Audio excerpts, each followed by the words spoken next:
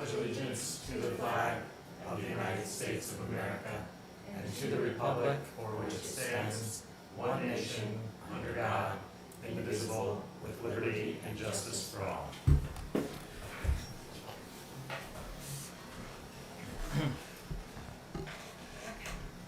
President Clements. Here. Vice President Benante. Here. Trustee Headland. Here. Trustee McDowell. Here. All right. So I think we can move to approving the agenda. Be it resolved that upon the recommendation of the Superintendent of Schools, the Board of Education hereby approves the agenda as written. May I have a motion? So moved. Second? All those in favor? Aye. Aye. Any opposed? All right. So just want to welcome, first of all, I actually want to thank all the staff and teachers who've worked so hard to get ready for today, the first day of school, and just give a really warm, unfortunately too warm welcome. I didn't really mean that as a double meaning until I said it. But yeah, a truly warm welcome to everybody. It's really exciting to be starting the 23-24 school year. Yeah, so that's it. Thank you. Thank you, Dr. Clements. We had a very positive opening with staff on Friday, and we've welcomed over 20 new staff members, 13 teachers, and then another 12 or so teachers' aides. Obviously, Mr. McNeil, you met, administrator, and it was a great opening with staff. We recognized a few of our teachers as well who had reached certain service milestones, and I just wanted to mention a few by name. We had 3 educators who have reached 25 years of service with the school district, including Mr. Patinella, Ms. Satterley, and Mrs. Sniffen, who we're going to actually talk a little bit more about in a few minutes here. And during the opening comments with staff, I shared a little bit of what I've learned reading a bit about Desmond Tutu. And some folks are familiar with Desmond Tutu. He's a theologian and archbishop. He's very active in dissolving apartheid in South Africa. That's the philosophy of Ubuntu, which roughly translates to I am what I am because of who we all are. And it speaks to this synchronistic relationship that we have as a society, but also that exists between our staff and students, but also between our staff and one another. And using that as a basis of consideration as we enter the school year, recognizing that we're a part of the group and we're influenced by that group individually, and we're also part of the collective that's influencing others in positive ways, especially when it comes to our work with our kids, our work with each other, and our work within the community. And I'm pleased to report, aside from Yellow Bus getting a flat tire on the way into school today, we had a pretty smooth day. So, and again, thanks to our faculty and our staff for making sure that our students were warmly welcomed to the school today. I'm going to just keep going if that's okay. One of the things that makes Haldane a very unique place is the nature of the relationships between our students and our staff. Helena Kottman is here. She's a senior, and she nominated Mrs. Sniffen for the Claes Nobel Educator of Distinction recognition, specifically for her dedication and commitment to excellence in the profession of education. And I'd ask if it's Helena, if you want to come up and share with our group what prompted you to nominate Mrs. Sniffen. And as you get started, we were notified this summer that Julia received the recognition. So Helena had nominated her, but we found out just a few weeks ago that Mrs. Sniffen received and was awarded the recognition. So Helena, I'll turn it over to you at this point. So I'd like to take a few minutes to celebrate our high school principal, Mrs. Sniffen, as she recently was awarded the title Claes Nobel Educator of Distinction by the National Society of High School Scholars, following my nomination. Each year, the NSHSS invites student members to nominate an educator who has made a significant contribution to their academic career. This honor recognizes exemplary educators whose passion and devotion inspire their students to grow and develop as scholars, leaders, and citizens. Mrs. Sniffen has certainly demonstrated such dedication to her students throughout her career at Haldane. When students enter the school in the morning, she is often standing in the hallway, waiting to greet each student by name. Her active support at sports matches, plays, and other school events is felt by every single student in the high school, and I'm often impressed with her ability to keep track of all of her students' accomplishments.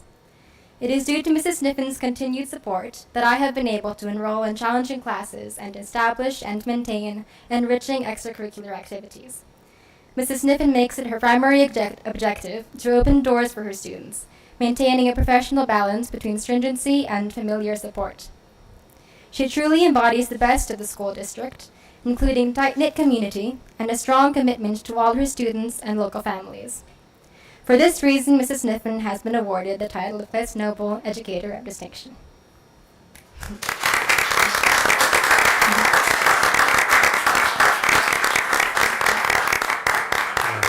Photo op, and as Megan's taking this photo, thank you, Helena.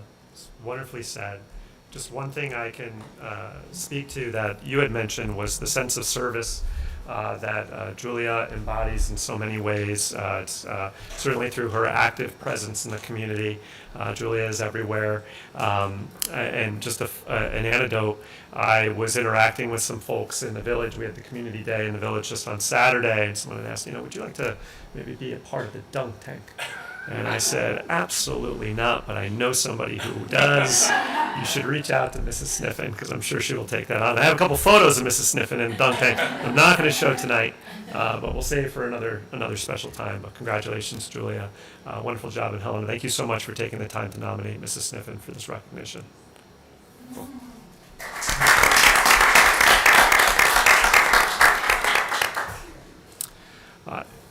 I'll keep my comments brief. We also have capital market advisors who are here this evening. They're online. Megan's going to get us set up with this. So as our community has engaged in a pretty thorough process to arrive at a draft of the campus master plan, I think the essential question that our board and other community members would like to know is, well, what's the bottom line in terms of cost? We see the total project cost for Project 1, but what does that equate to in terms of a tax impact? So we've been working with our financial advisors to provide an overview to our Board of Education on that. We will display some of this on the overhead here for members of the audience. Just for our board members, there is an attached slide deck in board docs that you can reference. It'll roughly be the same information that you have here. And joining us on the call this evening virtually is Tom Vuzakis and Alexander Locasio, who have been working with me and Catherine Platt just to review the financial model for Project 1. Just as, again, Megan's setting us up, I want to go over a few things for the audience that are included in Project 1. The total cost of the project is estimated to be $35.7 million. This includes 4 classrooms addition to the high school, a STEAM Innovation Lab addition to the high school, a student center area at the high school, the reconfiguration of the main office areas and the vestibules in both the main building and the high school, a STEAM Innovation Lab in the main building in the former shop area of the school, district-wide upgrades to the phone system, the fire alarms, boiler conversions, electrical upgrades, site work on campus to improve traffic flow, sidewalks, if you will, to improve safety on the physical campus, public announcement and intercom updates throughout the campus, updated camera systems, and it does include air conditioning for this building. Is also included in that. Yes, I felt apropos, right? The situation that we're in, yes. And it's a rough estimate of an air conditioning cost on the spaces that are not already air conditioned in the building. So it does include that as well. I did not intend to go back with the board or anybody in the community the line-by-line items that are included in Project 1. Those are in the draft of the master plan. Those are posted on the district website. Just as a reminder to anybody who's watching, there are a number of projects that are included there.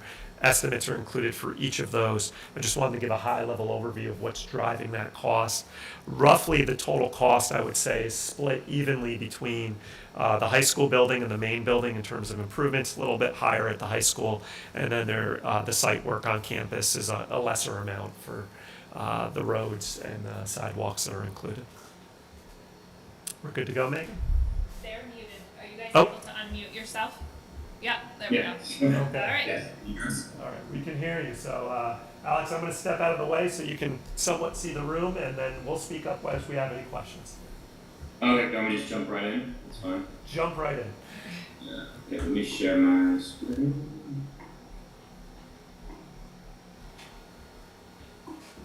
Can everyone see this all right?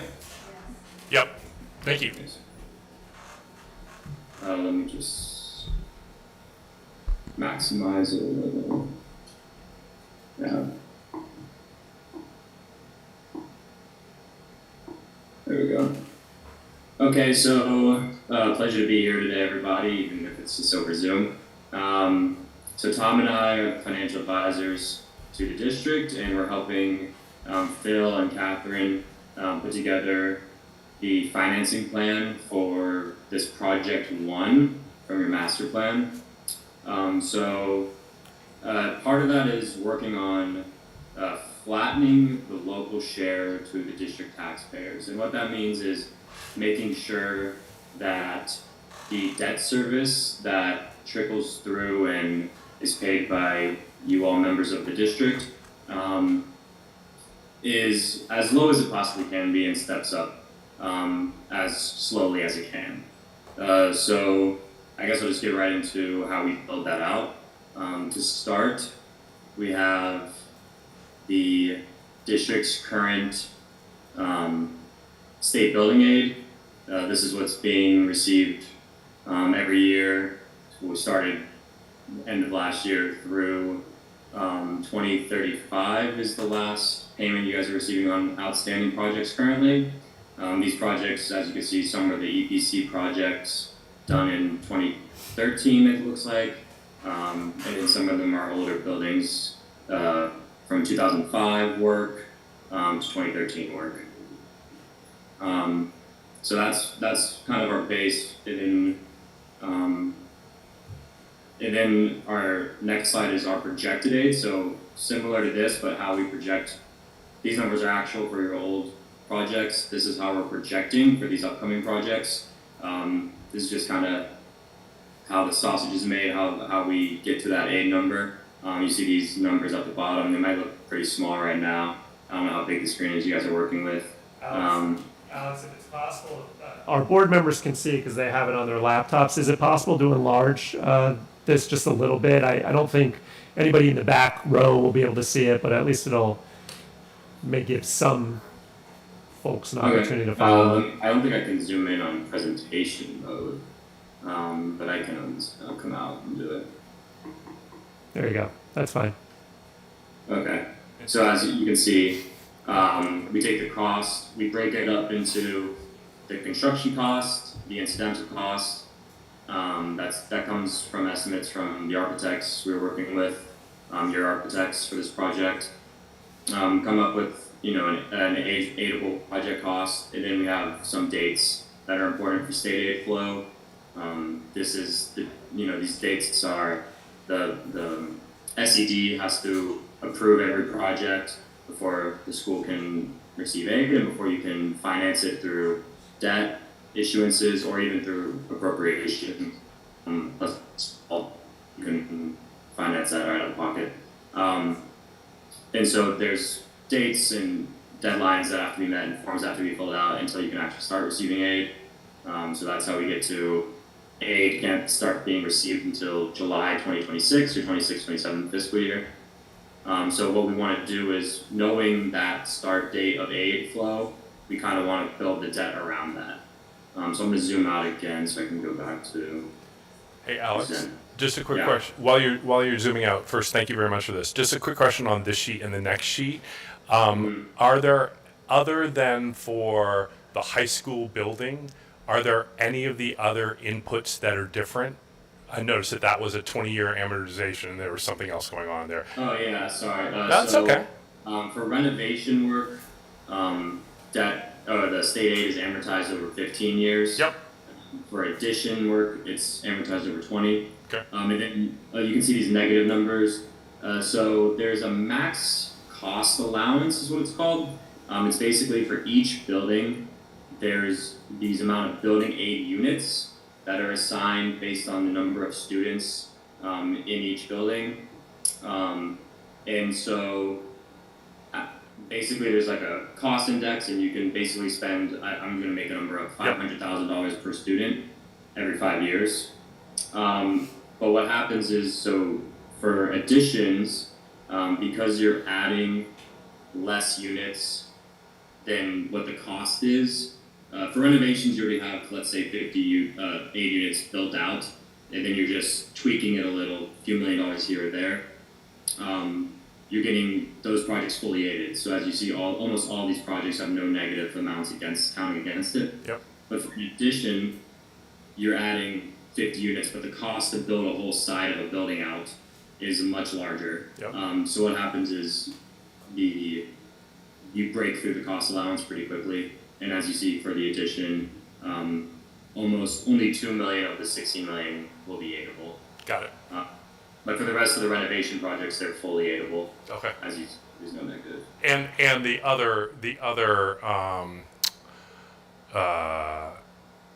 pieces that would you could basically look at this as one set of calculations for the high school and one set of calculations for everything else, because all the other metrics are the same except for the cost for the individual components, whether it's the tech shop, whether it's the book room, whether it's the cost of those individual projects are different, but the amortization period, the amount aidable, all that sort of stuff is the same for every other project. Is that correct?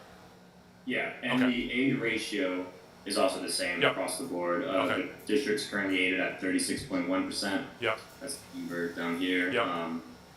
And that's the same throughout the board, even additions and renovations. Okay. Okay. So moving forward, so we build out the amortized projected debt, aid to be received. So then we start trying to, is that half cut off?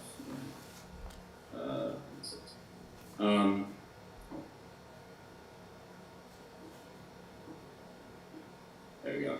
So then what we do is we build the debt service on top of it to project and to meet the financing needs. So here we have the district issuing bonds in what would be, they might issue bands first in the fiscal year ended 2024. So next year we'll issue some small band amount. That's a bond anticipation note. It's a 1 year maturity debt service instrument. You just borrow $10 million, pay back $10 million in 1 year with some amount of interest. So what we do is we would borrow something like that, and then the next year we would borrow a much larger amount as a bond. The bond would also be used to pay back that band, so now all you have is a bond outstanding for some 20 years or so, we would probably do 21 years, to match the building aid that coming in. As you can see, it goes to 2046. But because you need the financing to start before the aid starts to come in, we have to unfortunately borrow it a year ahead of the aid. But what we can do is to start paying the bond back a year later, so that we just have to pay interest in that first year. I don't know how easy that is to see on my screen. If you could enlarge it, Alex, that'd be great. Yeah. Right. So as you can see, we start paying interest earlier than principal.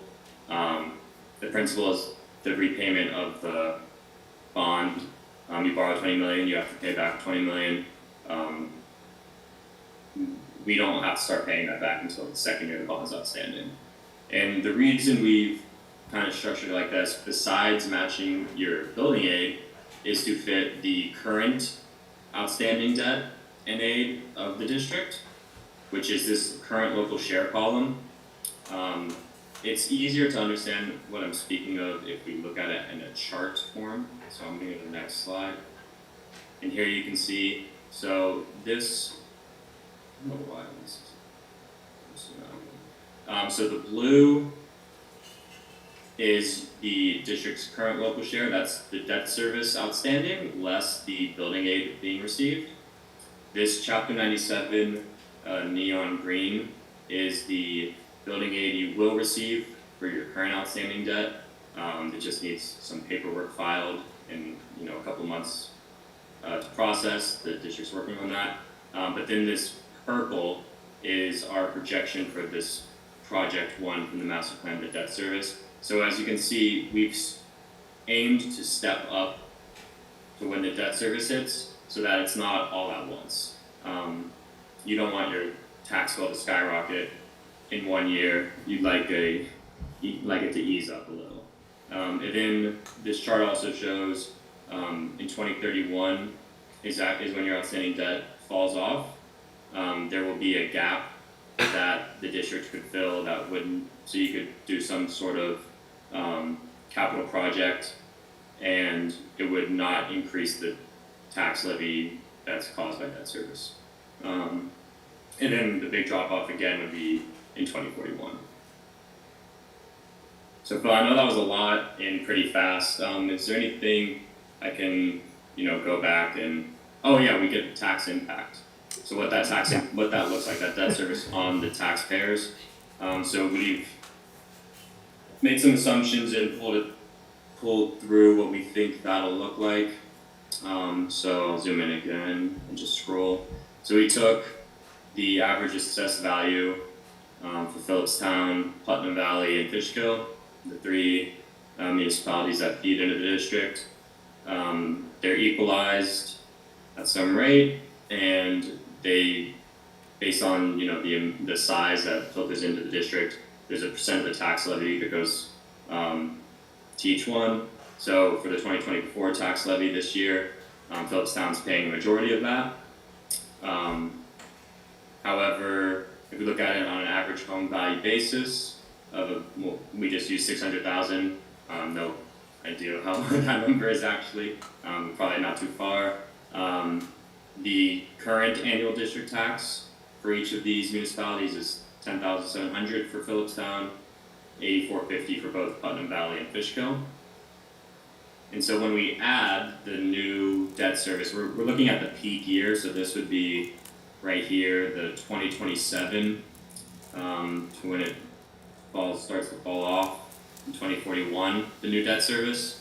The average amount is about $2.3 million. And that added to the current tax levy would be an increase of about $1,122 a year to, Phillipstown, and then Putnam Valley and Fishkill would gain another $886 total, and that's about a 10% increase to the annual bill,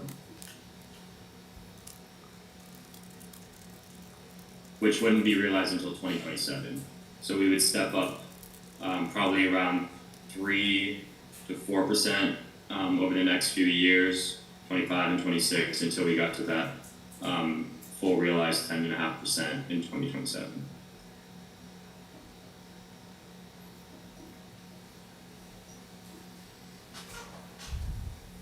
I have a couple questions. Hey, quick question. All right, so I know it's a lot. No, it's great. It's great. Catherine, I've worked a lot on it. So you talked a little bit about sort of going in. Objective is to minimize tax levy, to make it as bearable as possible. What are the levers? I think you talked about one, which is delaying the principal payments, so you allow a sort of a more gradual step in of the total levy. Is there anything else? Are there any other levers that you can use to adjust the impact, other than reducing the overall cost of the project? Yeah, unfortunately, there's not too many. I mean, at the end of the day, it's if a project needs to get done and you have to borrow to pay for it. Yep. There's pretty strict rules from the state on how, and the IRS on how tax exempt issuers such as the district can issue, what they can issue for, a million other things. The state is also, as you know, pretty strict about the state aid. So unfortunately, we're not getting as much aid on that big addition project as we'd like. And the district, being one of the better off districts of the state, is also getting 36% state building aid, which is on the generally low end of the state. We have clients that range from, I'd think the lowest I've seen is like 28% to up to 81%. So unfortunately, because of how well the district is situated, it doesn't get as much help from the state. But as far as other levers that we can work with, pushing the debt service off to try to slowly ramp up. Also, this project is early in the estimates. It's possible the timeline wouldn't be as exact. So currently, we're expecting to borrow all of these projects for this one, this one project one for the master plan around the same time. It's likely those projects will be more staggered, and the staggering of those projects will also push the debt service back. And so that tax levy increase might be even more slowly stepped up to the peak than what we're showing. Okay. That's kind of what's likely to happen, maybe. And I think the only other real lever I think that could be pulled is if the district started doing some reserve savings. Maybe every year budget a little to save into the capital reserve, knowing you're going to have to spend this much. That also helps slowly increase the amount of taxes paid, so it's not as big of a shock as well. And it would lower the amount of interest you pay on a debt financing because you wouldn't be taking out as much debt. So there'd be no interest associated with anything spent from a reserve. Cool. Couple other questions. Thank you. What happens? Why does can you talk to me about the principal and interest structure post 2041? Why does it change significantly then, and what's going? Yeah. So what we've done here is because the renovation projects are the state aid for that is amortized over 15 years. We've amortized the bonds to end at the same time. Got it. Yep. So it would kind of be like there'd be two, you can call it prongs or tranches to the bonds. There'd be a renovations portion and an additions portion. It would all be one bond issue. We'd issue these, whatever the issues are, bands, bonds. Yeah. It would be one issue, but we would amortize the additions cost over 20 years and the renovation over 15. Okay. And those are those decision points, or are those those are decision givens? Points, yeah. Yeah, so the state is going to amortize the state aid. The same no matter what. So its renovations are going to be 15, additions will be 20. You can't change that. Yeah. You can't change that's how you issue the debt. Yeah. So if something to think about is you have the option to issue up to 30 years for school district projects. Yeah. So you could extend the maturities for all of these to 30 years, which would lower your annual debt service, but it would greatly increase the total interest you're paying. You would also stop receiving aid after the 15-year for renos and 20 for additions, and so then you'd have 10 years of unaided debt service as well. Right. Okay. Cool. And how are you approaching interest rate assumptions at the moment? I actually have background of the model here.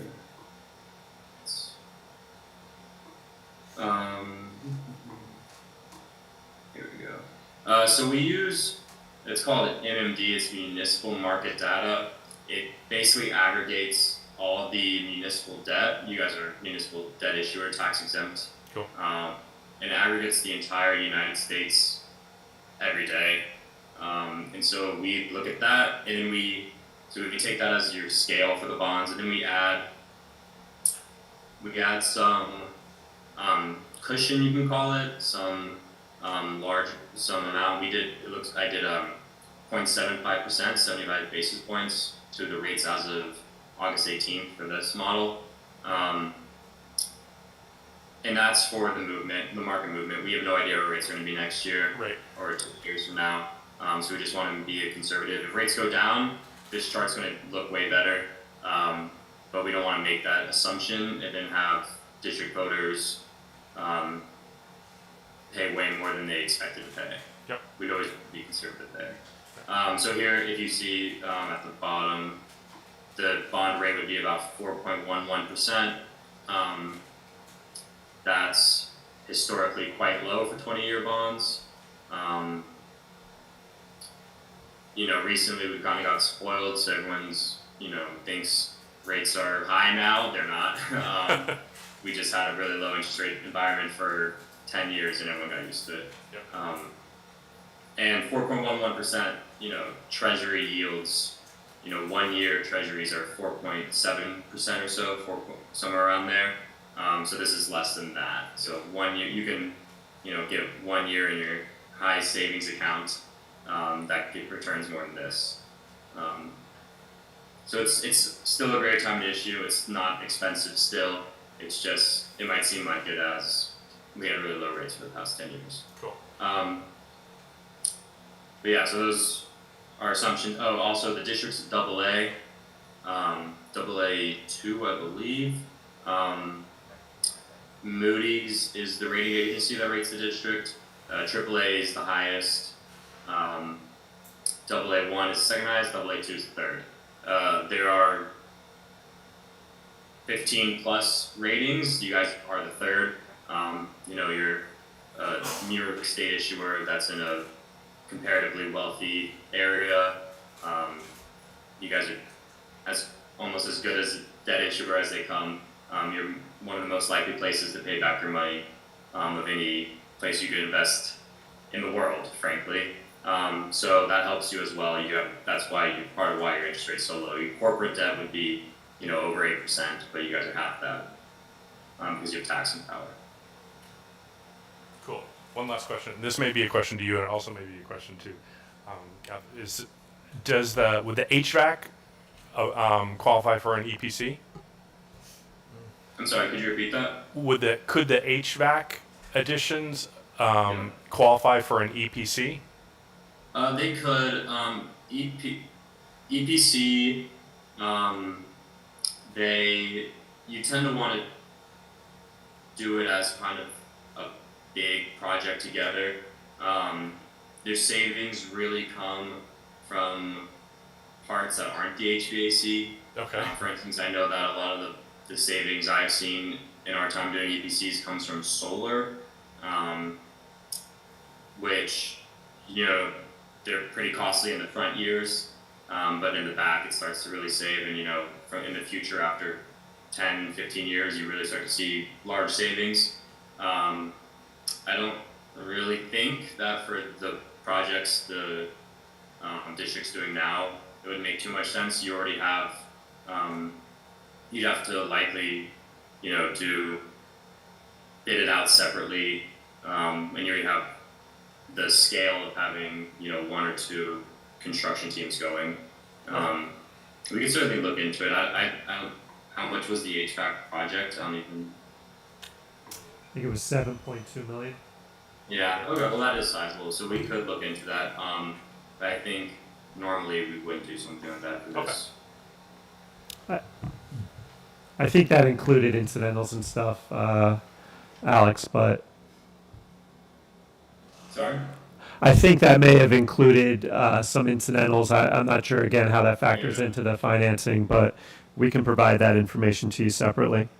Yeah, also, your rate is going to be lower in a bond than in an EPC. Frankly, EPCs are really only useful if you don't think you can get district approval, because you don't have to.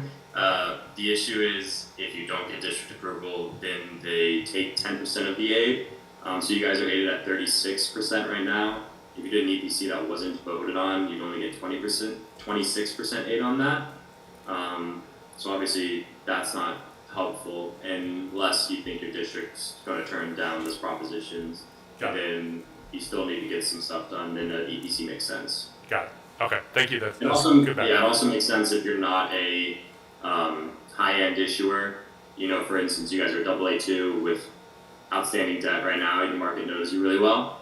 If you had trouble putting, audits or other disclosure documents together, if you were less of a strong issuer, then it makes sense sometimes too.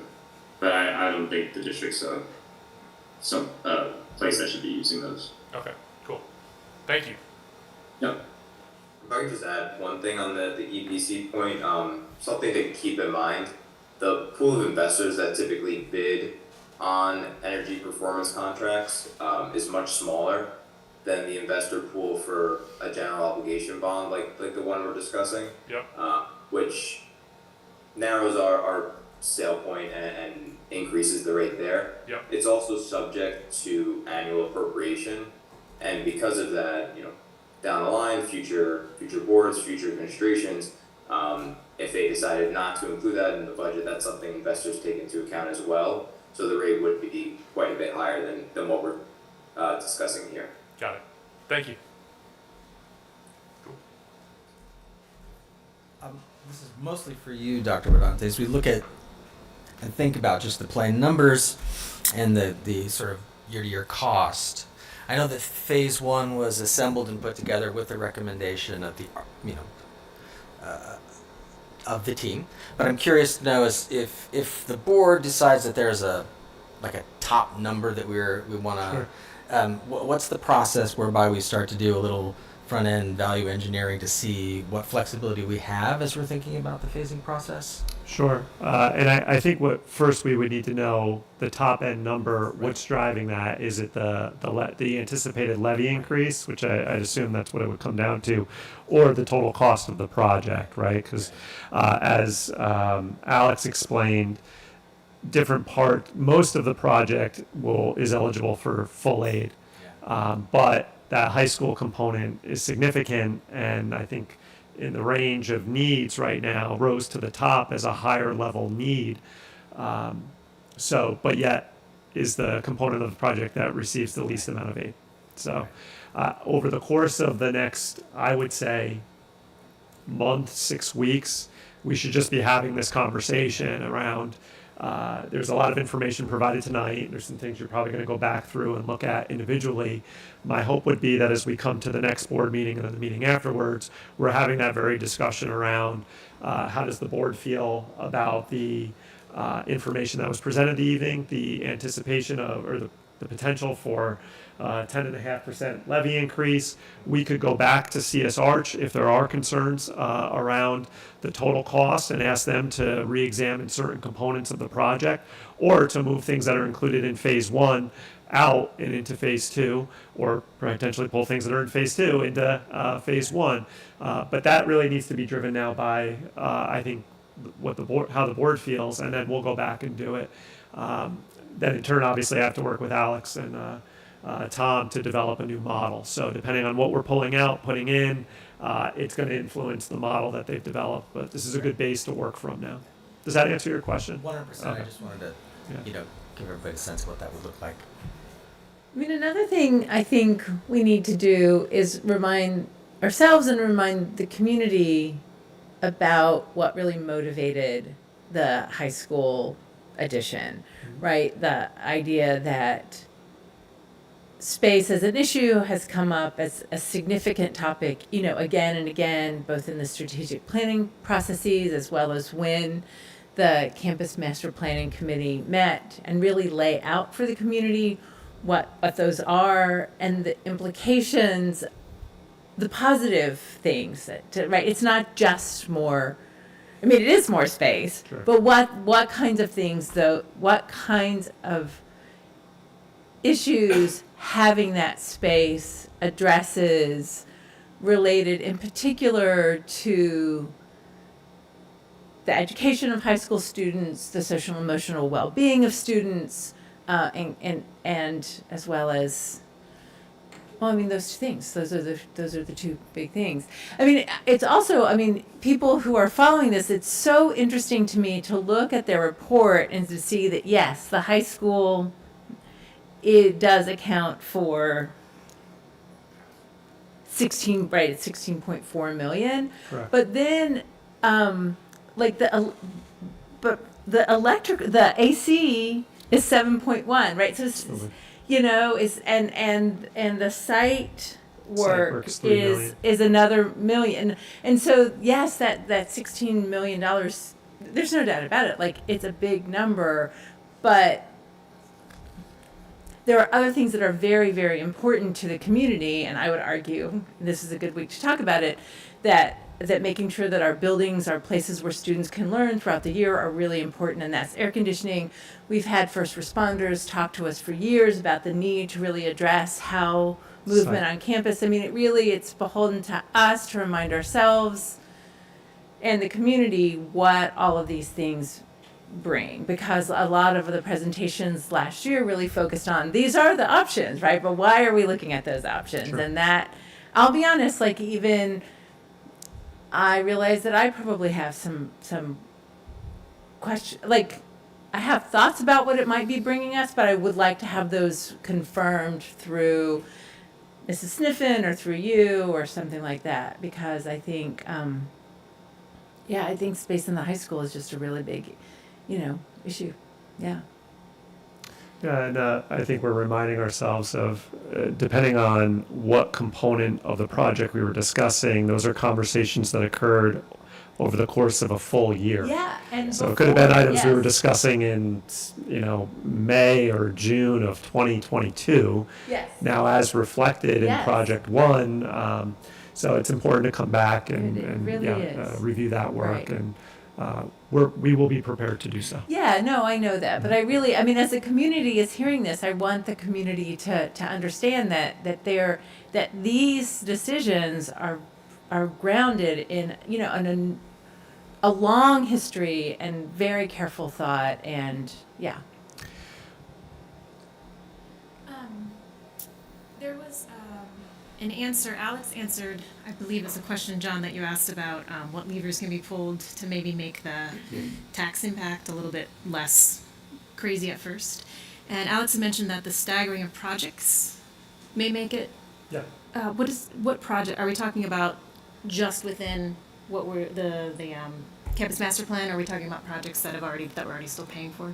No, I think, Alex, if you can speak to that a little bit with respect to how we are assuming debt against the various projects that are included in your outline here that we may choose not to proceed, if you will. And you had a number of them listed across the top. The categories were all in your header, if I believe, including the high school and then the various site work and then also the infrastructure upgrades, right? That we may choose to proceed with certain elements of these projects. And again, each column represents a project or large components of a project that we may choose to move forward with. Some of those, right away versus others, may not come until a year later. Mm-hmm. And that would then the financing could be influenced. But am I right on that, Alex? Or that's a question for the architect, and then it's not even just going to be them. It's going to be what happens logistically with right. What construction management thinks. But yeah, likely, especially with large projects, all of them don't start getting done in the same time period. They're pushed at different rates. They get accepted by SED at different stages. They can logistically get done at different stages. So we might borrow them at different stages so that, finance them so that the district gets some money. Maybe every 3 months, maybe every year, maybe every 6 months. It really depends on what actually starts to happen and what the district needs. And that will affect the flow of the state aid. So if half of these projects get pushed 6 months, then we can't borrow for 6 months, and our state aid starts to come in 6 months later. So then your tax levy peak is pushed off 6 months. That's kind of how it works. And we're just talking about new projects related to the campus master plan, Correct. not things that were still, okay. I have a very tangential question, which was from Tim back in the days with Tim. He was supposed to come up with a report about the air conditioning. Yes. So that has been now. That's been completed. We And have is that it put report. in- Well, I think that's a good point, Maggie, and I was reviewing that report today. There were recommendations and estimates that were provided in that report, which was shared with CSRG. How the two are married, I can't speak to exactly, but that's something I would say we would want Melissa and Tom Ritzendahler from CSRG to speak to. And those were estimates that were, again, at that point in time, I know CSRG has its own estimator, and I know CSRG intentionally was very conservative in their estimates. But the HVAC recommendation, as I see it, and I just want to confirm this, that is included in CS Arch's recommendation is more comprehensive than the air conditioning study that Tim had facilitated with a separate engineer, which really centered around What just we have now. air conditioning. Yeah. How could we improve our electrical? What upgrades would be required to either go to a central air conditioning model or to put window units in each classroom? Whereas this, or CS Arch's model, I believe, is a complete replacement of old radiators that we have, piping, if you will. So I think it's a bit more comprehensive than the study that was done last year. But we should be looking to the two.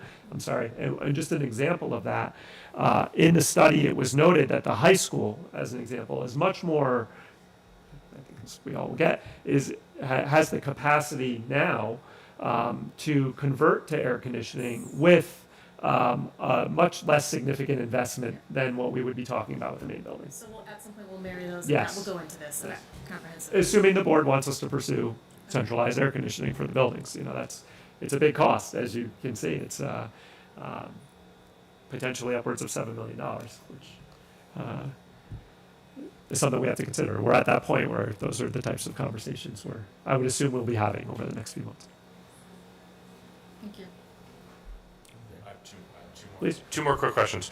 One, so in the great point that Maggie just raised about staggering.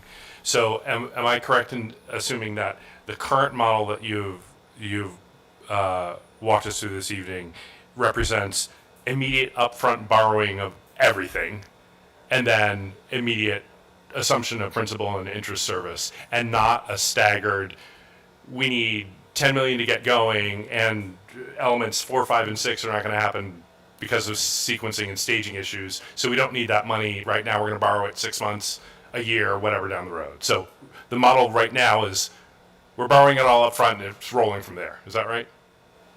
Yeah, that's correct. We're assuming for now Yep. that the project will be needed to be paid off, or you would need the funds in full. Okay. Cool. Yeah. And other thing, just in terms of overall sequencing of this process, I think, remind me, Dr. Benante, I think that part of this is in adopting the master plan, there's a draft.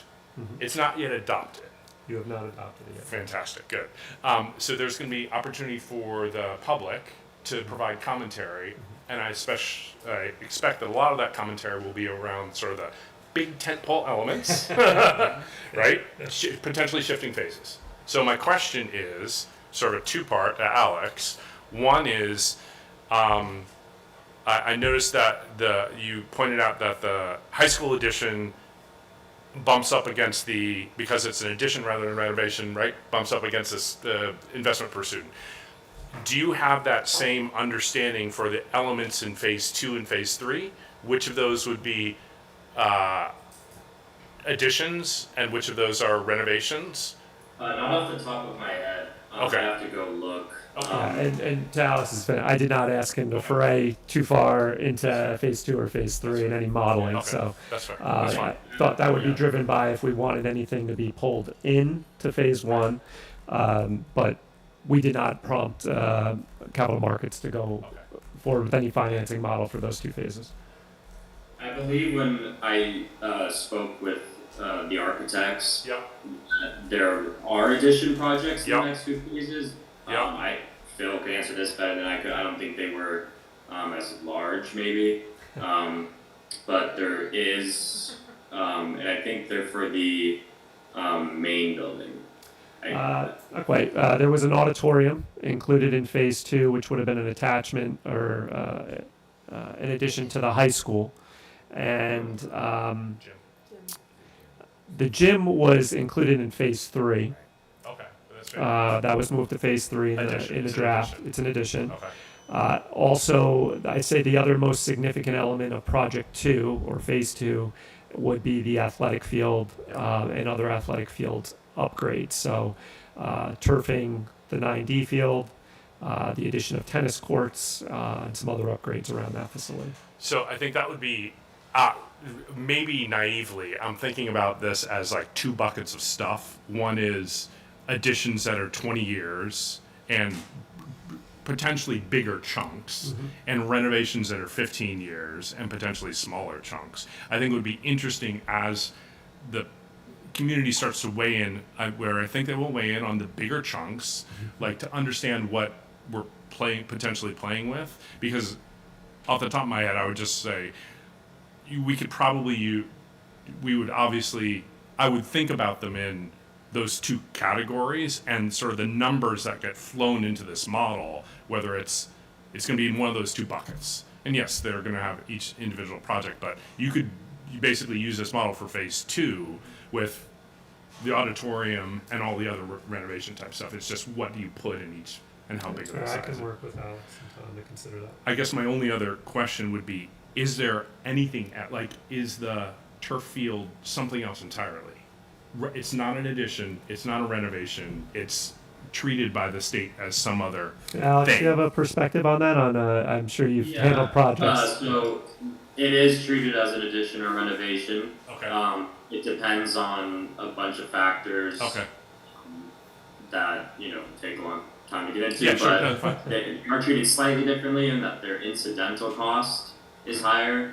And incidental cost has less of a max cost allowance than Okay. construction cost. Okay. So those tend to be aided, slightly less than normal renovations, but they still tend to be aided pretty highly. And they're usually more in the renovation realm than the Okay. additions realm. Okay. So they kind of float in between both, but they're closer to renovation than addition. Okay, that's helpful. I shouldn't be thinking about it as black and white. So thank you. The only thing I would encourage our board to consider if you're looking at those items and going into phase 2 or project 2, or any community member who may, is just to keep in mind that there's an escalation factor that was included in CS Arch's model there. So as you're going back and reviewing that, that is outlined somewhere in their charts towards the end. So the total project cost, which is what I tend to go to, the escalation factor will be more significant for the auditorium, given that they were using a 5-year timeline potentially for that to be included, and I believe a 9% escalation factor for both that and the turf field and anything else that was included in Project 2. Similarly for Project 3. So they were conservative, but I think we appreciate the fact that they did that because it does give us some perspective on long-term costs. Alex? I'll make another point on Phil's conservatism. They're conservative with their estimates, including the additions BAUs. Melissa passed on the number they think it's going to be. Conservatively, it could be more. And then more of that project would be aided. Right.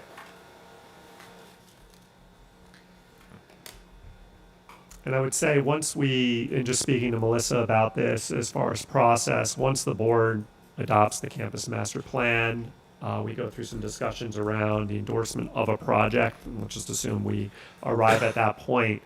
We would engage, whether it be CS Arch or another entity, to get into a more refined estimation of what each respective element is going to cost.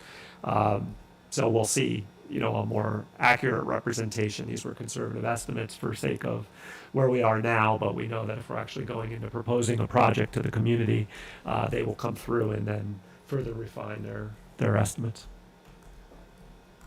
Alex, in closing, can you just give us, we had a conversation around our debt service, and I'm wary of asking you to compare to other school districts, but I think I had asked you, and I'm just like the board to hear, we see other districts that are doing projects that they say are tax neutral. And I think I think you hit on it when you were in the bar chart that you were showing with respect to the financing over time. Am I right in that those are districts that are carrying some level of debt service? They've had more frequent projects perhaps that they're doing, and then they get to a year like 2032 where they see an element of their debt dropping off, so that's when they'll bring on new projects, and that's a strategy, for lack of a better term, that districts will employ to continue to make upgrades to their facilities as their needs change? Yeah, there's always going to be spikes with additions. you have to build out part of your school. The key is once your debt service starts to fall off, you can maintain, renovate your existing buildings as the debt service falls off, so that you never have to really increase the debt service, the amount of debt service paid by the tax levy every year. You want to keep your debt service as straight line as possible. And the good districts at planning have been able to do that. But they all start somewhere. They all start with a spike. Right. And it's just once you get that spike to never spike again, really, until you have to. And usually when you have to, it's a good thing. It's because of enrollment increasing. But yeah, and as far as the amount of debt the district has currently, you have a very little amount. Sometimes I know it doesn't feel like that, but $600,000 on a $24 million tax levy is not a lot. Rating agencies don't think it's a lot. State doesn't think it's a lot. So it's not like adding this debt is a big negative, and it's probably just going to make you have an average size debt load for a district of your size. And Alex, just to further, just hear your thoughts on it. So, assuming we take on a project of this size, in 2030, 2031, we should be coordinating and planning around what other debt maybe we can take on. And it looks like to the tune of $500,000 or $600,000 in 2032. And that would not necessarily have an impact on an increase in taxes if we do it the right way. Yeah, that wouldn't increase your tax at all. And you would probably want to start planning for that slightly before. We'd probably want to issue the debt in 2031. Got it. Yeah, so I don't know, it takes a long time to plan these things. I know this master plan's taken a while, so 2029, 2030. Sorry, one last question Please. on that. Yeah. One last question on Sure. that. At the time that debt service rolls, is that a capital project that goes before the voters?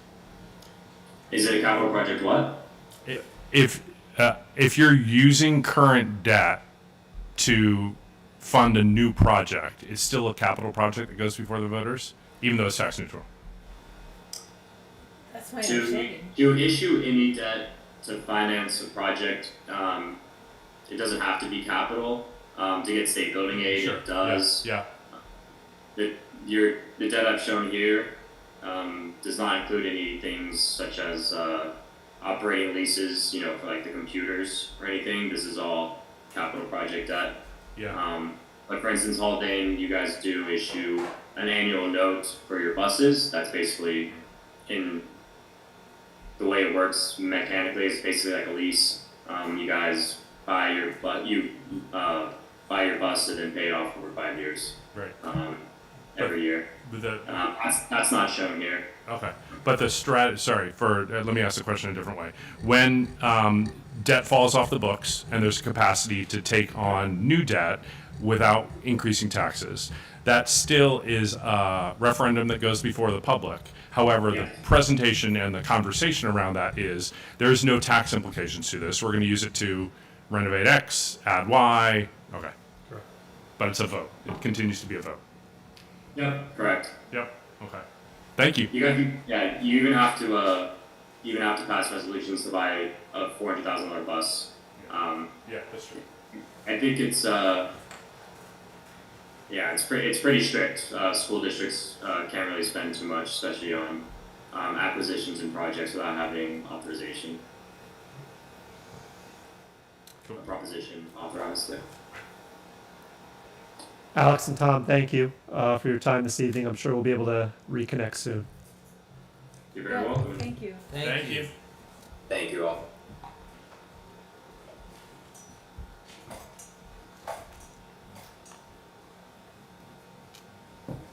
Lower right-hand corner, candidate.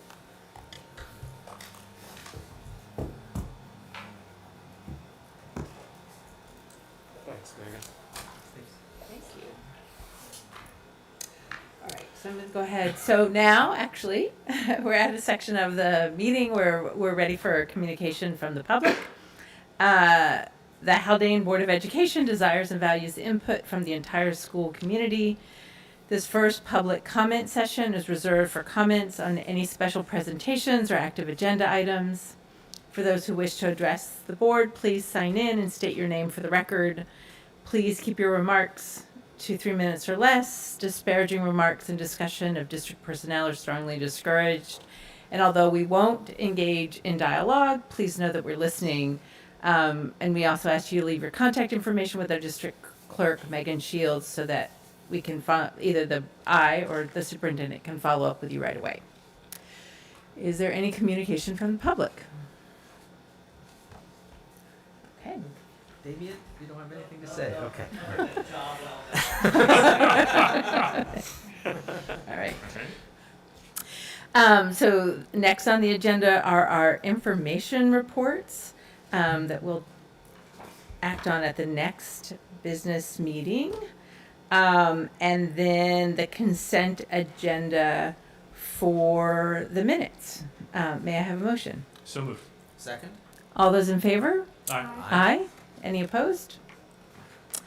Next on the agenda, you'll see the policy committee minutes. Those are really just there, and then you also saw that we're doing the first reading of the entire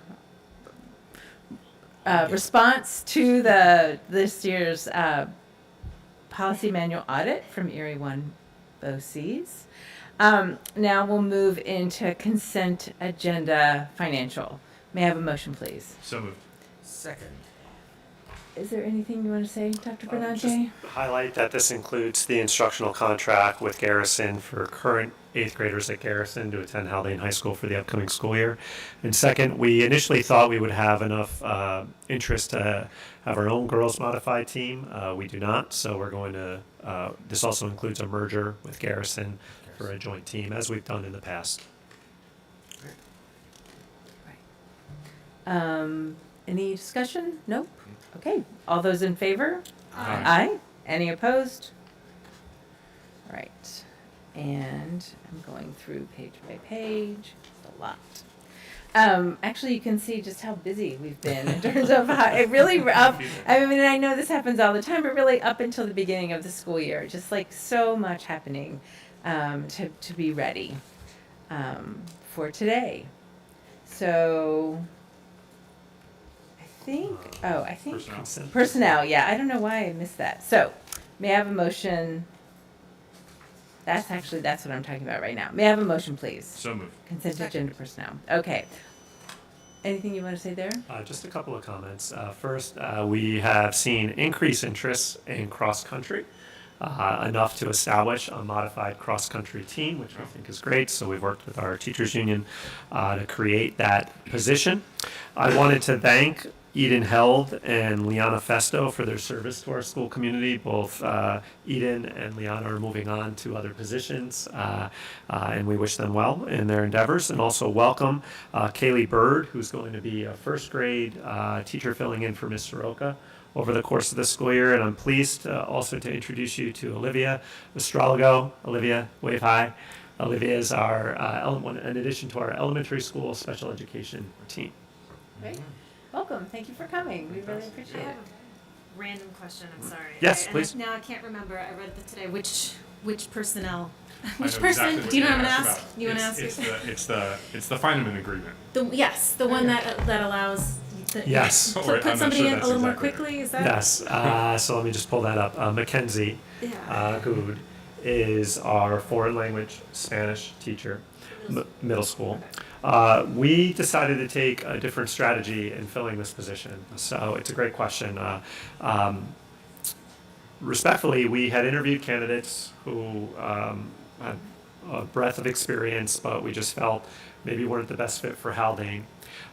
We decided after talking to Mr. Elder to reach out to local programs, teacher preparation programs, to see if there was anybody who was currently scheduled to do their field work. So at the last stages of their coursework for their certification, and those individuals are eligible to come into teaching positions and do their field work as a function of their teaching position at Haldane. So Mackenzie was someone who we really came to appreciate and what she would potentially have to offer our school district. Started today. But because of that, because Mackenzie is not fully certified, we're placing her on a fireman agreement, which just acknowledges that this is not a 10-year accrual period of service until such time that she has her initial certificate. At that point, we will, assuming all goes well, we'll appoint her to the probationary position, and we expect it to be at the mid-year point this year. Thank you. And it's important also to highlight just Mackenzie has a good level of support around her, both through the department and through a mentor, and I'm sure we'll be just fine.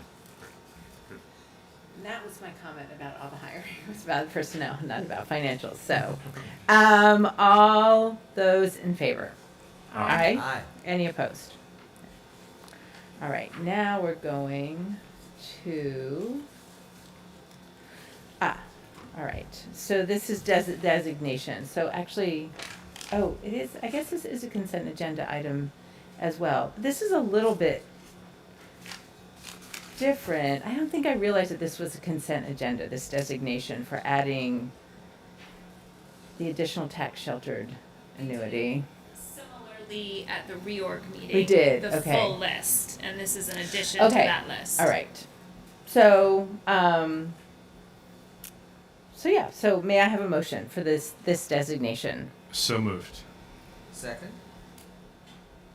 All in favor? Aye. Any opposed? All right. So now moving into unfinished business, and the first item is the board self-evaluation. Love it. All right, let's do this. Thank you very much, everybody, for responding to my participating in my much delayed process. What I suggest we'll do is, if it's okay with everybody, the copy is out to everybody of the full comments and remarks. What I'll review is the specific practices within the standards. So remember, 5 standards, 5 practices for each, right? So I'll review the ones that, there was a couple things. There was, in general, dramatic agreement. We didn't have as many. Normally there are 1 or 2 practices where we have, or actually several practices where we have some disagreement. There's one this year where we have an exceeds, over a top, middle, and low, and I think we'll have a conversation about that.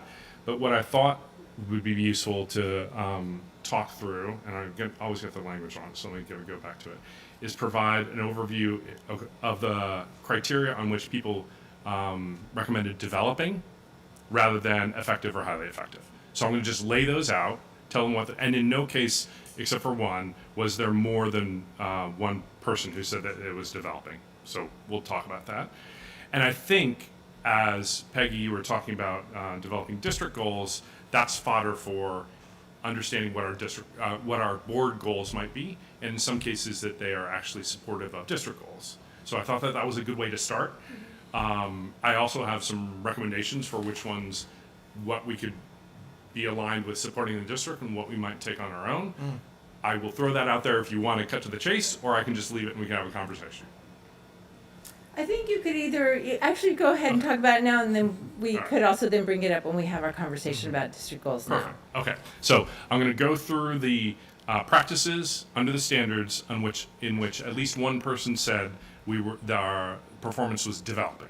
Okay. And just for the public watching, as Yes. you're going through, I don't think you need to go through each one of the practices, but if you could, you're I'm going to gonna- name each one of the standards. I'm going to Like we're headline the evaluating standard. ourselves Yep, on this. yep, Thank you. Okay.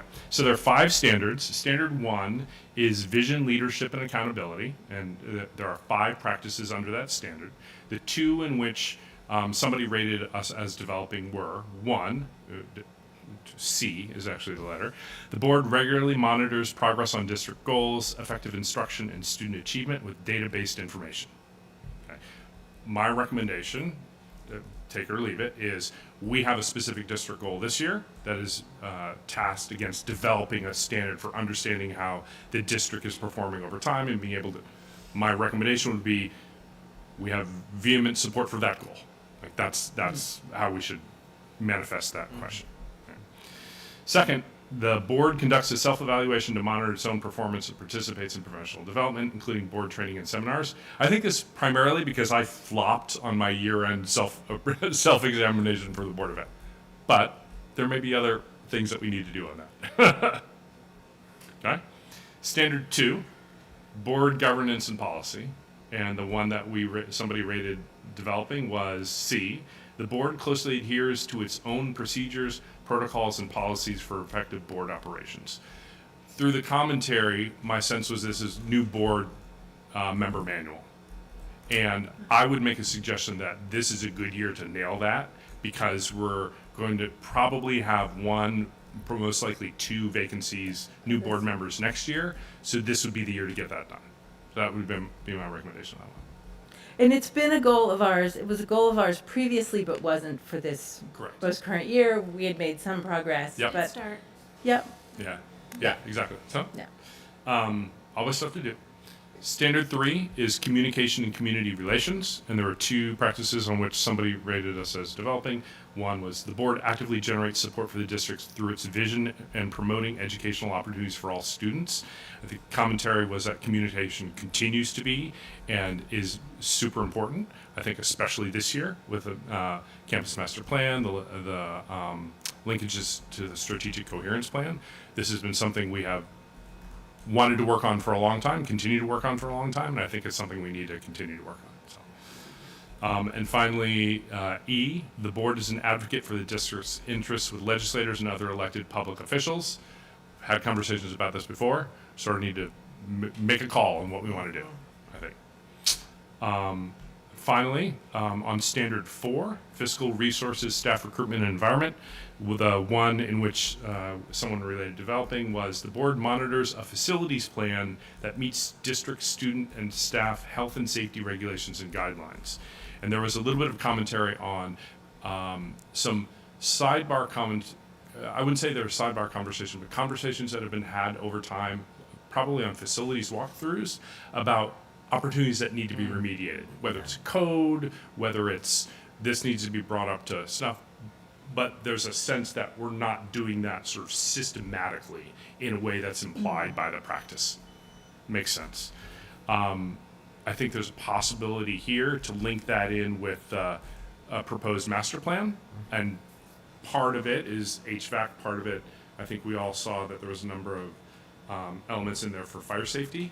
So understanding, and just a little bit going back to even previous to the prior bond, where there was a long list of sort of infrastructure maintenance upgrade stuff. So that might be something we want to consider in working with the new director of facilities. And finally, standard 5, ethical leadership. Nobody had a developing. Some people had meets and not exceeds, but no developing recommendations. Okay. So just to go over those again. So Yep. it was the using data, 1C, using data to monitor goals. That's Yep. my one something, F. which is actually kind of a weird practice because it's really 2 pieces. It's both self-evaluation and professional learning opportunities. And training and seminars. And yeah. training and seminars, right? Yep. Which honestly, I would split those up, but but I think that I do think it also reflects that we don't have a systematic approach to providing or engaging in our own professional learning as board members. I don't think it's just the self-evaluation myself. That is fair. The third one was in standard 2, which was about onboarding, which is something we've talked Yeah, about. closely adheres to own procedures, policies, protocols, and policies for Right. the board. And 4, communication Yep. was Generates- about, there was 2, could you repeat the Yeah, vision sure. one? The board actively generates support for the district through its vision in promoting educational opportunities for all students. So there's again, as you said about the previous, there's sort of 2 things in there. Generate support for the district through its vision and promoting educational opportunities for all students. Huh, all right. And then And the second one in standard 3 is Was about this one we've legislators. talked about before, like Yep. the extent to which we want to engage in Yep. advocacy, Yep. right? And Yep. how to do that. Yep. And then the 5th one was developing a plan for systematically monitoring facilities plans. That's What is it I there? think the recommendation. The the- statement is the board monitors a facilities plan that meets district, student, and staff health and safety regulations and guidelines. That was actually me because Yeah. sitting in through some of the campus master plan with the architects, kind of when they were going over some of the things that, which looks like it's being included in phase one if we end up going with that, just things that need to be improved. And that probably have needed to be improved for a while, and so how do we, what's a process for making sure that we stay on top of that and not just do that through a campus It's like master your plan? ongoing All right. punch list. Okay. Okie doke. And you'll share all of that with Yeah, us. everyone will have a copy of it. And I mean, honestly, there's like some, like none of this is particularly new. No. I mean, the monitoring progress using data, I think, is Yes. something that we've struggled with figuring out exactly Yes. how we want to do that, and maybe that's a topic for a mid-year retreat. Yeah. Although there's a lot to talk about. That second one has been around for a while. The vision one is that's an interesting one. To me, because I actually feel like though we don't have a stated vision, I feel like one of my senses I actually feel really good about in terms of being on the board is that we do have a share. I feel like it's not explicit, but there is a shared vision of wanting to provide students with all students, right? Really like an issue of equity, like really an equity-based approach to providing students with high-quality educational environments or experiences. Yep. Just yeah. to piggyback on that, I'll quote two verbatims from exactly that comment. We all seem unified in wanting the best possible academic outcomes for district children, and educational excellence and opportunities continue to drive our practice, and we have thankfully avoided diatribes to extemporaneous goals. Perhaps that end is not as important, but I think there's unification on that, exactly what you're talking about.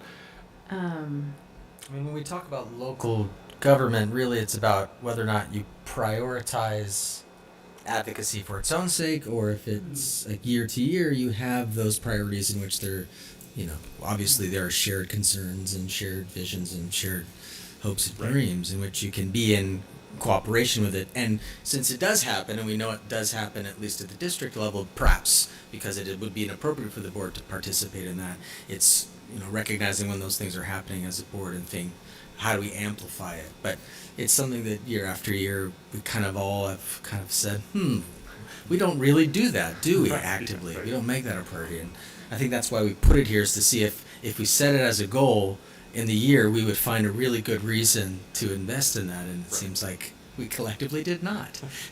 But with the master, with the plan moving forward, it seems like advocacy is going to be something that will be a priority to us, and we will want to have done it if we haven't by that moment. So, Yeah. Just to add one thing is that as a 5-member board, there's only so much I think at times a board can realistically take on with 5 members versus a 9-member board, where you might be able to spread the efforts out or distribute them a bit more. Okay, doke. Well, I think there's another agenda item later on related to our district goals. So John's laid out the ones that he thought made sense given thank you so much. His take on our feedback on the self-evaluation, and then we're going to talk about the district goals, and then we can come back. There's a place here for us to come back and talk about our goals. Okay. John, thank you. Yeah, no problem. Thank you. If I may. Yes, please do. Discussion, Yes. I've included a draft of the district goals. Again, very similar to the discussion that we had, or what I presented to the board last month, with one modification. I think the board realized the scope of the agenda for this year is pretty ambitious. That being said, I'm confident with our leadership team we'll be able to do good work in each of these areas. One reflection I had was whether or not what's listed as Goal 3, which speaks to the use of a school climate survey, was necessary to list as a separate goal, given that it is lifted off the ground. This is a process that we've been engaged in for 2 years now. I think when I first had this goal on was 2 years ago, when we didn't have an instrument. So it's not by it being struck through. It's not a statement that it won't be done. It's being done. I just didn't know if it needed to stand out as a separate goal because it's become a facet of just how we go about our work on a leadership level and with our faculty. The others I still feel need to be highlighted as goals because they're more significant undertakings that either have not been done or I think have a more significant impact on the continued discussion we're going to have at both a policy level, a board governance level, and then at our district level as well. And just for audience members, these are all listed in board docs, but we have goals related to reconvening the core planning team for the the district's coherence planning efforts, finalizing the campus master plan and determining components of Project 1, implementing changes to the school's master schedules for 24-25 school year, which I hope to speak to at our next meeting, finding an instrument to objectively evaluate the district's improvement efforts, utilizing the results of the special ed audit to define long-term program improvements and near-term actions. Dr. Cation will be presenting on that at our next meeting, and developing a plan of action for implementation of universal pre-K. So do we have any, I think, in terms of taking off the school climate survey, I think that makes sense. I mean, I guess I'm aware, I mean, we did speak, we thought it was a lot of goals. But I think you're right. I mean, we've now implemented the staff and the student climate survey twice. Yep. I think we implemented a practice, or the administrators did, and that they talked about some of the results of this climate survey and sort of how they had been addressing them over the course of the year. And I think to the extent that that remains part of the building reports that we have in the spring, I think that makes sense. I mean, I feel pretty confident that that's like essentially a sustaining process, and I don't think it needs to be a separate goal. I would agree that it feels like you're improving upon something that's already existing, whereas the rest of these are sort of a point in time right. that we're left.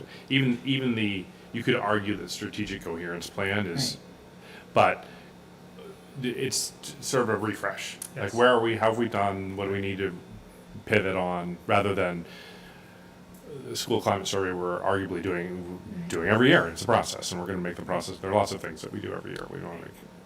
I think the school climate survey is also going to come up again when we look at the district's resource that can be used to objectively evaluate the district's improvement efforts. Yep. Again, you're typically looking at several factors or points of information to guide your discussion around that. Climate is going to be one of those. So I think it's more of a subheader to Goal 5, which will become Goal 4. I guess, maybe this is me, but I'm going to ask for this clarification. There's a part of me that sort of sees 4, 6, and 7. So facilitating a process for implementing changes to the school's master plan, utilizing the results of the special education audit, and developing a plan for the implementation of universal pre-K. There's a part of me that wants to see those together in the goals list when we publish them, because I see them as these, and tell me if you're wrong, if I'm wrong, if you think I'm wrong or you disagree, because there's a way in which they're about, they're carrying out work that we've been working on for a few years, and there's like some pretty logistical things that need to happen with them. I don't know. There's a part of me, I guess, that sort of sees them as their own set, whereas they are related. So that's the only thing I might suggest is when you put them on the, I don't know. Or if you don't agree with that, that's fine too. I think I would prefer to keep them separate. Okay. No, not to put them as not to make them goals at the same goal, but just in terms of the order of them. Sure. Whatever order you want. No, I don't think they should be the same goal, but I like them being linked even visually together in the goal list, because I feel like they're a certain type of goal, whereas the goal related to identifying an approach to evaluating the district's ongoing improvement efforts, celebrating excesses and allocating resources. I feel like that's separate, and I'd like to. Okay. I'll stay on theme in the order. Okay. That's. I get it. You get it? I You see that? Okay. Okay. I have one question. Is there a reason in number 2 that you're referring to it as a project versus a phase? Since in Only all because CS Arch did in their report, which throws me off. Yeah, Because I see yeah. them as phases. Yeah. But they listed so just for consistency, because as they're listed in the draft, they're listed as project 1, project 2, project 3. Gotcha. Great. That's a good. But it's. And I never asked them why are they listed as projects and not Yeah. phases. I mean, it makes more sense to think of it as a big project, but Mm-hmm. really, it's a bundle of projects. Because we talk about it as phases. Yeah. Often, and I think about it as phases and not a project. Yeah, right. That's helpful. Is there anything else we want to say before we ask for Megan to read the resolution? Please read. Okay. Be it resolved that upon the recommendation of the superintendent of schools, the Board of Education hereby adopts the district goals for 2023-2024 as presented. Do you have a motion? So moved. Second? All those in favor? Aye. I guess I should have read the resolution before then. Anyway, any opposed? I did that out of order. Apologies for that. Okay, new business. CSE CPSC recommendation. Be it resolved that upon the recommendation of the superintendent of schools, the Board of Education hereby approves the recommendations of the committees on special education and preschool special education as presented. May I have a motion? So moved. Second? All those in favor? Aye. Any opposed? Why am I? Okay, here we go. And, all right, next is the policy manual audit for 2023. This is a first reading, right? Essentially, all of these changes are changes that were recommended by Erie BOCES. They reflect some level of change in legislation or state level policy or federal policy that requires that we update our policies. There's not a ton of them, but we did want to make sure people had a chance to look them over. And if there aren't any comments or questions tonight, there will be an opportunity for comments or questions next time. So this represents the holistic set of policies that had a recommended change from board, and not the holistic set of all of our policies. That's exactly right. I opened it up and was like, this is shorter than I expected. Yes, that's Okay, all right. yes, that's exactly right. So the audit, what happens when they send us the audit, they're really only sending us for consideration to Yep. to adopt or really, to re-adopt these modified policies. That's a fine way to say it. Yes, and it was much shorter than it's been in years past, which I take as progress on our There we go. process of going through this. Okie doke, so those will be on to adopt at the next meeting. And now moving on to a discussion about special board presentations for this year. Yeah, so I wanted, thank you, Megan. Oh, look at that, that was quick. I just wanted to touch base with the board about special presentations that occur over the course of the year. These, I think in the past, we would have referred to as workshop topics. And something I'm just considering and like the board's feedback on, we have divided our agendas each month into a business agenda and then a workshop agenda. The reality is we do business at every workshop meeting, so it seems to me we should just be calling them all business meetings, which is fine because we will always have business to act upon in each of the meetings, and then have special presentations as a part of those meetings. I think we'll make a deliberate effort on the administrative end to keep the special presentations ideally on the second meeting of each month, very similarly to how we have done in the past, with the caveat that I think the campus master plan and any potential referendum very well may be an ongoing topic of discussion that'll carry throughout the course of the school year. So flexibility there would be appreciated, just given whatever timeline we feel bound to with that work. more to come on that. So you'll see I've tried to take the topics that I know we either have an annual report on or anticipate that we will this school year, and map them out across fall, winter, spring. Some have dates attached to them already. I'll note in the fall, the special education audit results, September 19th. We already know that Regina and representatives from PSG will be here to speak to the special education audit. I would like to also discuss master scheduling work with you on the 19th as well. The financial audit that Catherine's working on with Benante, we expect them to be present on October 17th to present the audit there. I'm considering whether or not the annual assessment presentation that we do should be done in the fall as well, because we now have those results. Doing so later in the school year seems somewhat down the road. We typically have done it later in the school year. I'd like to pull that into the fall if I can, if the board's willing for that. As we enter into the winter, our building principals and other administrators typically provide some sort of annual update to the Board of Education. I'd like to schedule those for the winter. Those start to span budget development a bit. So again, as I map this out, I'll try to be deliberate in separating the two as best I can, but they may overlap. And in the spring, I feel it's related to a goal. We should be able to provide you with an update on universal pre-K and the status of UPK. In our pursuit of implementing a pre-K program in our community. If we have a goal related to coherence planning and a review of that, I'd like to update you on that at the end of the school year. And we have a goal related to a district improvement framework. I'd like to present to the board later this school year on what that framework is, have your feedback on that before anything is adopted. So this is just a broad overview. This is only information I have to display on how I would expect the discussions and special presentations to flow over the course of the school year. There's always been room to discuss with the board, is there anything else, or are there any specific components of these presentations that you would like us to make sure we're highlighting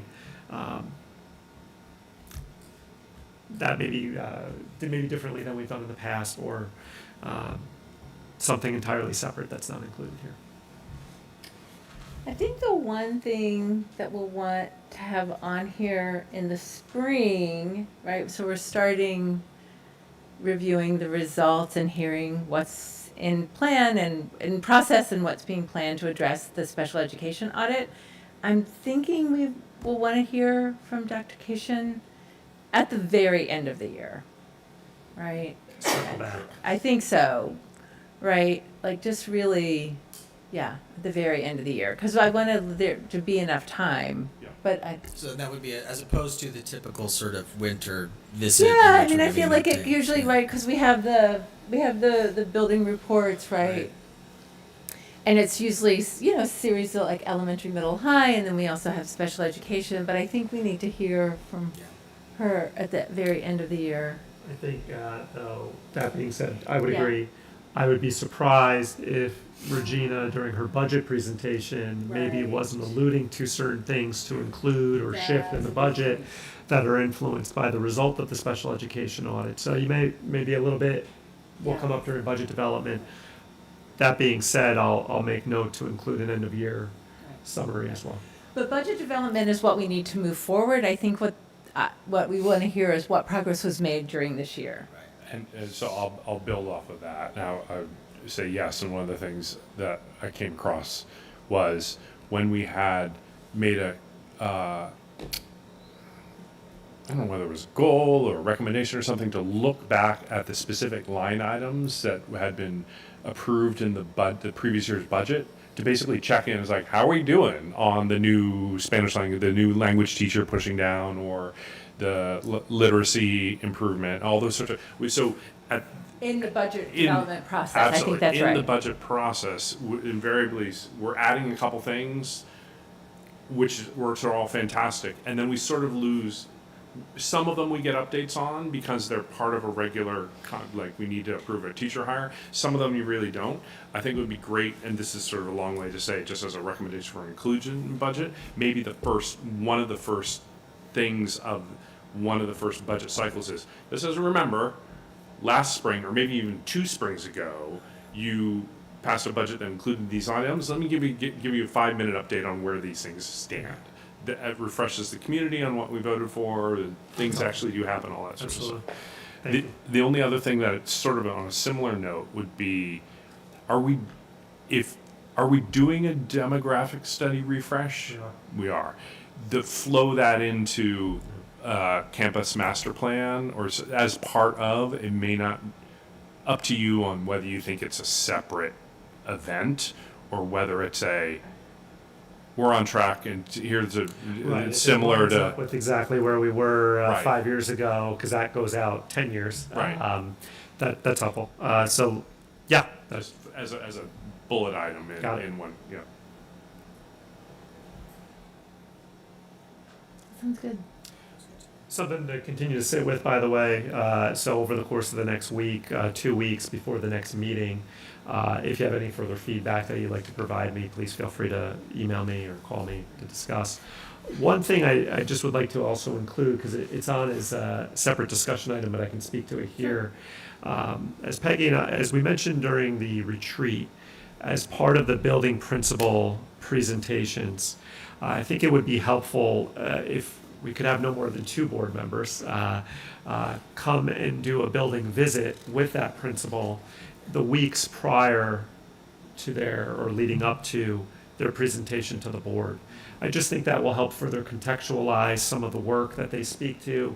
It would be helpful for for example, if a board member's highlighting a particular program, and you had the opportunity to see that program as part of your building visit, you could add that perspective as part of the board discussion with the principal when that time comes. So I have this listed as winter building visits and discussion, including visits. So my assumption would be if, for example, Julia was presenting in early February, in the weeks leading up to that, so in January, let's just say Sean and Maggie had the opportunity to do a building walkthrough with Julia, and me, see a couple of the program elements that Julie's maybe thinking of highlighting in her board report, and then she would come to the board meeting. She would come to the board meeting in February, provide a report, and Sean and Maggie would have had the opportunity maybe to speak a little bit to what they've seen. We can have no more than 2 board members without it becoming a public meeting, which I don't think we want to do. But I did want to just circle back to that. It was something we discussed at the retreat as an added layer, if you will, to that building principal report each year. And I was actually even thinking about, I mean, it's up to the board to talk about when we get talking about board goals, is that I think a goal could be like having the board develop a new, I don't really think it's a committee structure per se, but begin to establish and sustain a new set of processes for visiting the schools in order to sort of see and hear more directly about education program or something like that. So I think that sounds good. And thank you for highlighting it now. Thanks.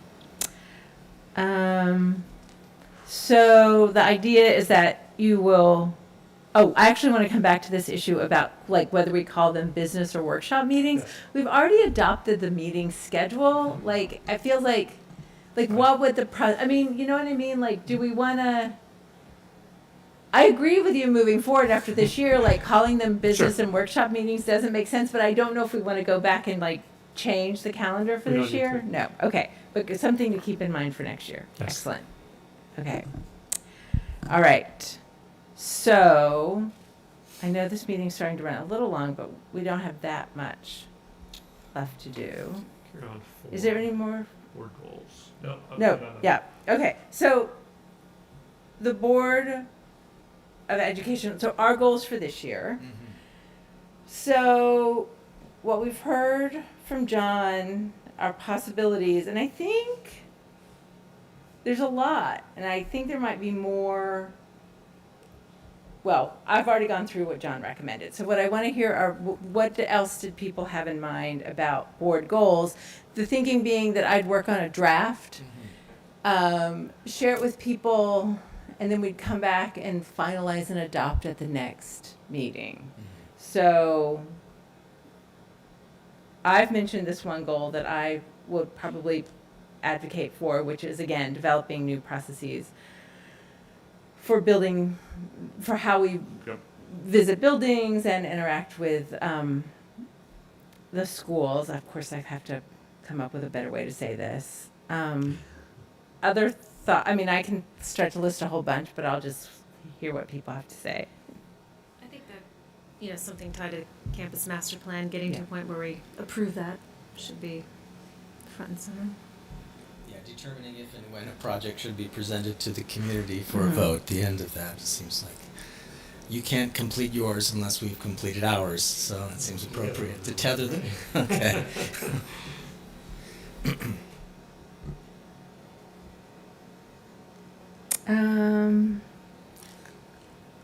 So the other, I think another one that I would have again, and it's one of the reasons why I kind of wanted to ask, why I asked Dr. Benante to change the order of his goals, because I feel like the three that or his goals, the district goals, the three that I feel like are sort of, so the implementing master schedules, utilizing the results of the special education audit, and developing a plan of action for the implementation of universal pre-K. There's a part of me that feels like those three could potentially have budget implications for for following years. Yeah. And so in the same way that what I have in mind is for the board to, and again, I don't know how to word it exactly, but to explore ways to support these three district goals. Help manage and facilitate a successful budget process Yeah. with an eye towards key district goals such as blah, blah, blah, blah, blah. Oh my God.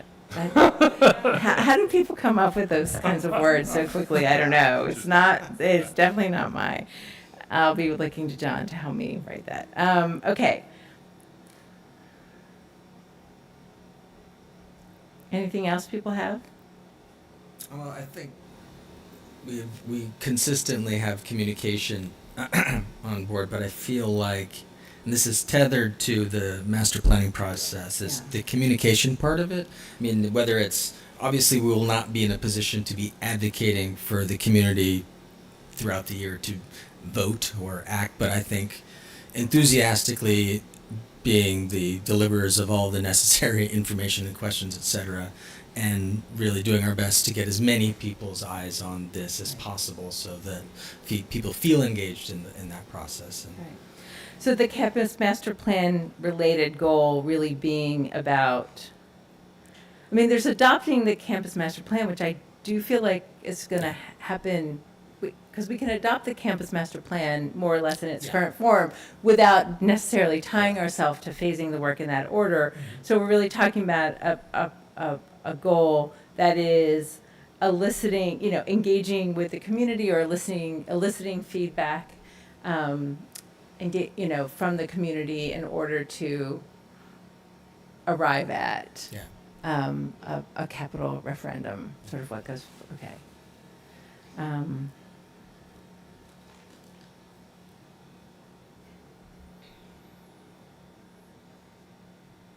And I'll be honest, I mean, so oftentimes our goals are, for very good reasons, tied directly to what the district goals are.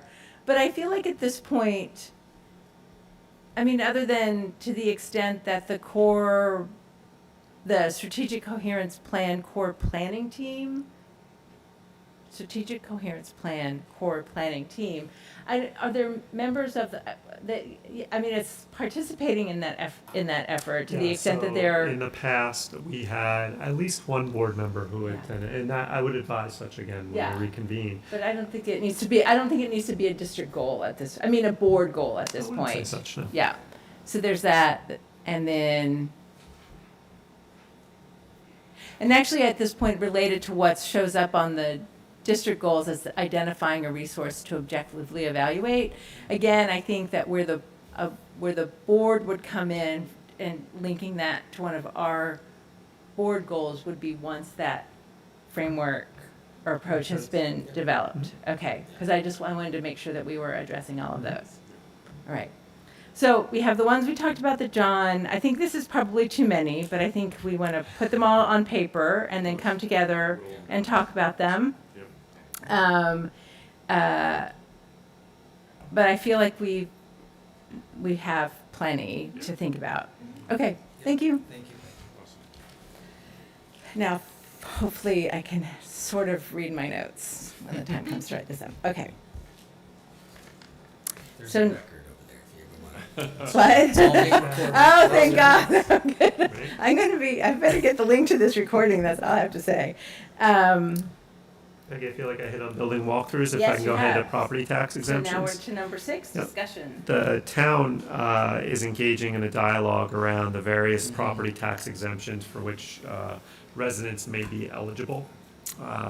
They have reached out to me and Catherine to sit down and, well, to meet via Zoom to talk about the exemptions that they're considering and how their work may overlap with any school district effort to consider dialogue, to consider the exemptions, of which there's an additional senior tax exemption that's specific for seniors whose income falls below a certain threshold. Catherine, remind me, there's a volunteer firefighters, emergency medical personnel exemption. There may be others. We have an over veterans exemption, which I believe we currently subscribe to. So that being said, I'm meeting with representatives from the town on Thursday at 3 o'clock via Zoom. I wanted to extend the invitation to any board members who may be interested in attending that meeting. Is it 3 o'clock on which day? 3 o'clock on Thursday. This Thursday. Yeah. Zoom. I don't think I can, but just as a quick question. So the town, are these sets of statewide potential exemptions that the town can choose or choose not to Correct. abide by As or enact or correct, whatever? as can the school. As can the school. Okay, so there's an opportunity and potentially incentive to align. Correct. Got it. And also information share. I Yeah. think that's some of it Rationale. that I would imagine they're looking for, we are as well, is to see if there's any basis for having accurate information that in which to consider base this any decision on. Okay. Remember, a tax exemption then shifts those taxes to other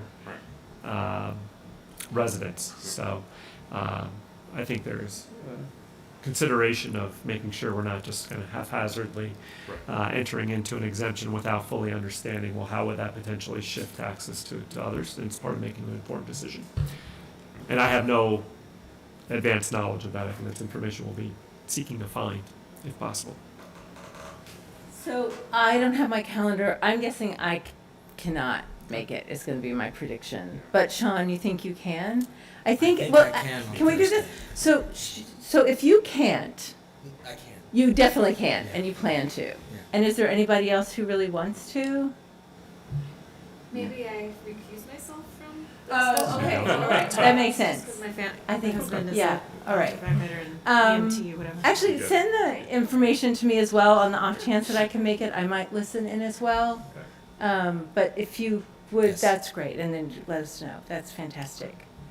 So the next item, yeah, thank you. I've put together and have actually shared with the district the timeline for the superintendent's evaluation, but I have not sent the link out to people. It's basically a very similar timeline to what we've done in the past. I've put together a document that really lines out, that outlines all the steps and the timeline for doing that. I think one of the things, and I haven't done that yet, because there's not a deadline for it the way there is for the superintendent's evaluation, is I actually want to create for ourselves in that document. I might do it in 2 columns, parallel how we'll do the timeline for the board evaluation as well. And I think basically it's just like lagging them by 1 month, right? So December is mid-year evaluation for Dr. Benante, and then we do ours in January. Sort of April, May is the superintendent's. We do ours at the very end of the year. So, Great. all right, I'll share that link with you all, and we'll be doing that. And then, Dr. Benante, the student attendance So reports. as we were going through policies, there is a policy that speaks to the board annually receiving building level attendance data for our schools. And that is information that we report to New York State each year. It's actually included in our school accountability determinations. So I've included the reports for the last 2 years here for your review. We don't need to get into it too much tonight. I do want to orient you to how we report the information. The state will categorize student attendance in 3 areas. The number of students who are absent between 0 and 4% of total time. So if we're in session 180 days, 4% of 180 days. Students who are absent between 5 and 9% of those instructional days, which are considered to be potentially at risk. And students who are absent 10% or more days, so 18 or more days throughout the course of the school year, and the number of students are reported. And then the subgroup data is reported as well. So race, ethnicity, free and reduced lunch, or economically disadvantaged, special education, all our typical or standard reporting subgroups are included there, and the number of students who fall into each category. So they're listed here for you for both the 21-22 school year and the 22-23 school year for the elementary, middle, and high school respectively. So there's 6 reports, and you can go through and compare. I will say that just in my brief overview, there weren't too many a significant shift year over year. An important context I think we need to consider is we're still within varying COVID guidelines for if you're sick, remaining out for a period of time, which our principals feel have influenced those numbers over the last 2 years. That being said, the number of students who are chronically absent, so those who are absent 10% of the time or more, again, 18 or more absences is something that always draws our attention, and our social workers and our support staff are actively engaged with students who have that level of absenteeism in their families. Typically, that encompasses a variety of factors that's influencing student absenteeism at that rate. It's not just having COVID and having to be out for 5 to 10 days typically. That being said, they're here for your review. We can certainly answer any questions if you had the opportunity to review these ahead of time. If not, I would encourage you to sit with it, and then we could discuss further at an upcoming meeting or include it as part of our principal's annual reports. I encourage folks to read the policy on it, right? Yeah. Because it was a little bit surprising on sort of how it's set up, and because there's recommendations on how to deal with Yes, that's right. that are weird, that are interesting. I mean, anyway, maybe it's worth a. Yeah, the incentivization of Yeah, right. attending school Yeah. and whether or not should we Yeah, right. incentivize something that You're should right. just be That's expected. how the policy is written, and I don't want to talk too much about it, but I think after this year, what I saw, right, and for very good reasons, these reports are in executive content because the way they're written, they're actually, some of our cells are pretty small. It's Yeah. potentially possible to identify people. So these reports will not be made public. But there are some trends in terms of certain groups of students sort of being, at least across all the school levels and across the 2 years, being consistently having a larger representation among the chronically absent, right? And so that was my reading of the reports. And so I just think it is something that we want to, as this is the first time we've done this, we weren't aware of this policy. I think moving forward, it is something, instead of this weird incentivization that the way the policy is written, which we weren't particularly happy about, we might want to think about programmatic efforts or other kinds of efforts to really make sure, well, yeah, getting students to school. I mean, that's really, The it's- two other things, I think that's right. The two other things I think would be interesting would be context vis-a-vis a similar school district or New York That's the other State. thing. like I don't know. comparisons or That I something really. sense. Yeah. What is I know the the sense. percentage of students that Yeah. are chronically absent? Yeah. That would be really helpful to know. And so that's the large scale comparison. The small scale comparison, I'll bet there's some kids in the chronically absent where the guidance counselor and the teachers are like, "They're fine, they're okay. They went away for a week or they did something like this." And then there's a separate group in both the enrolled or the middle bucket at risk becoming and the chronically absent bucket. There are different strategies for dealing with different groups within Yeah. there.